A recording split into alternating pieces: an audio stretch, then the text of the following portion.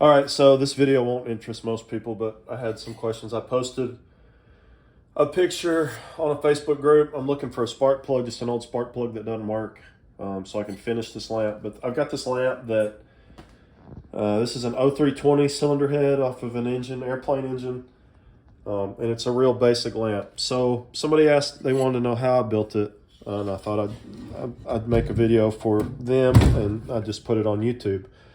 So it's extremely simple. I took I want to say that's a 2x6 I started with, and I just made 2 circles, and then I just sloppily, yeah, you can see where I routed it down here.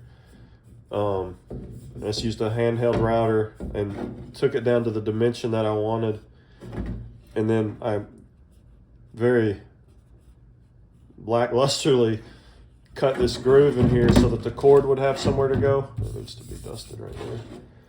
And then I just wired in, the lamp is standard lamp cord. It's no big deal there. And then, so the lamp sits down, the base of the cylinder head sits down, the cord sits flush. And then all I did really was, this is, aircraft cylinder heads have 2 spark plug holes. We run 2 spark plugs for redundancy. But anyway, in this back spark plug hole, it's been a while since I built this, but as best I remember what I think I did, this is a 14 millimeter threaded hole. I believe what I did was I drilled it out, and then I made this bushing to fit down in here that it's kind of T-shaped. The piece that's in the hole is obviously thinner than this piece. I made this to fit whatever the dimension of the lamp is.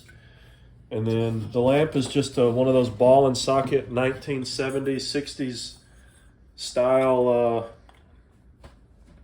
lamps. I bought it on either eBay or some local, maybe Habitat for Humanity. I got it somewhere like that. Just an old school lamp. Put a vintage bulb in it. And let's see, let me sneak by you here. It's hooked into a Wi-Fi switch, but the phone this is being recorded on controls the switch. So that's really it, nothing to it. Had the cylinder head, bought the valve cover on eBay.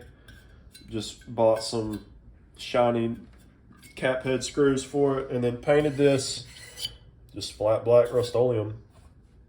And I guess that's all there is to it. All right then.